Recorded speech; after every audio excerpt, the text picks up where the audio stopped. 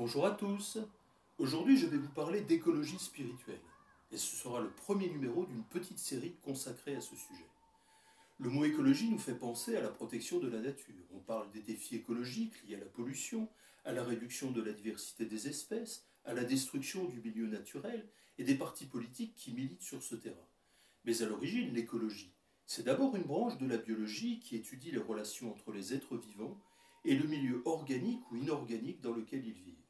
Par extension, les sciences sociales appellent écologie l'étude des relations réciproques entre l'homme et son environnement moral, social et économique.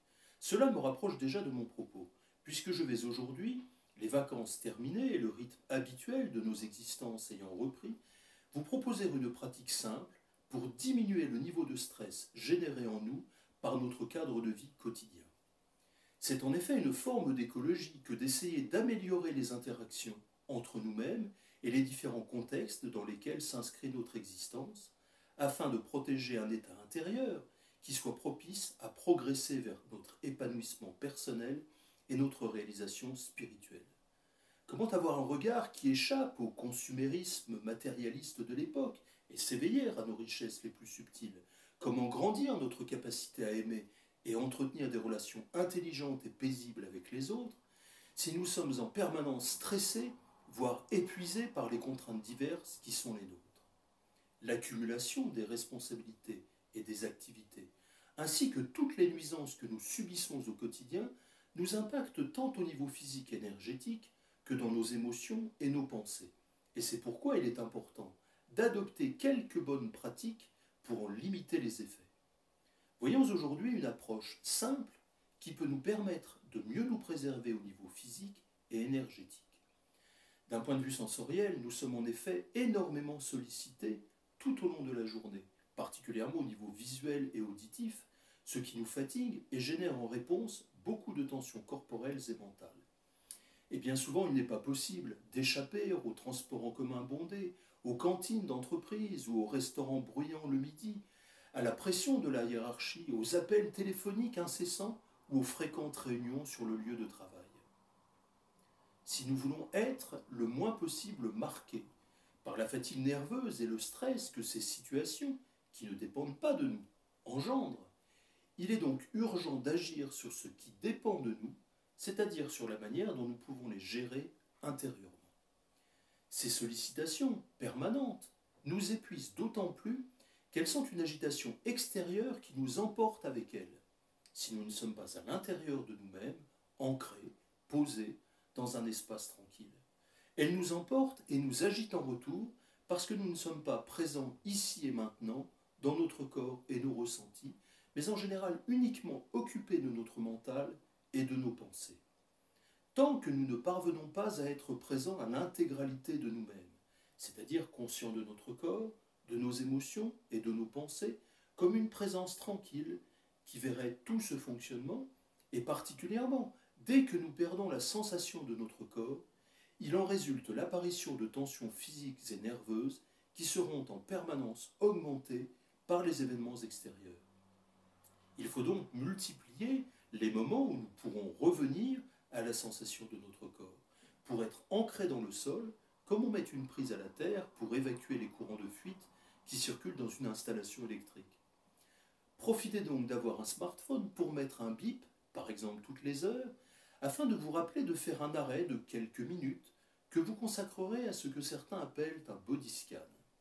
Le processus est simple. Vous arrêtez quelques minutes votre activité, vous vérifiez votre posture. Par exemple, si vous travaillez assis à un bureau, assurez-vous que vous êtes assis bien au fond du siège, le dos droit, les épaules relâchées, les jambes décroisées et les pieds posés sur le sol, et non pas en torsion, les jambes croisées, rejetées sur le côté par exemple, ou le buste courbé vers l'avant, si la distance avec votre écran d'ordinateur est mal réglée. Vous prenez ensuite quelques respirations amples, en visualisant, lors de votre expiration, que vous évacuez le maximum de tension, et ensuite vous commencez par ressentir vos pieds et leur contact avec le sol. Puis vous remontez lentement en quelques minutes jusqu'au sommet de la tête, en ressentant progressivement toutes les parties du corps. Quand vous avez visité tout votre corps, vous prenez quelques instants pour bien en imprimer en vous la sensation globale, en maintenant une respiration libre et légère. Quand vous retournez ensuite à votre travail, soyez attentif à garder aussi longtemps que possible cet état de présence à votre corps et le ressenti de détente que cela vous procure. Si vous pratiquez ce simple exercice dès que vous en avez la possibilité, plutôt que d'aller fumer une cigarette, boire un café, ou vous jeter sur votre smartphone pour regarder Facebook, LinkedIn ou Instagram, vous en constaterez rapidement les bénéfices, par une moins grande fatigue physique et nerveuse le soir. Et durant la journée, vous obtiendrez peu à peu une plus grande qualité d'attention à ce que vous faites, et donc plus d'efficacité dans votre organisation et votre production quotidienne.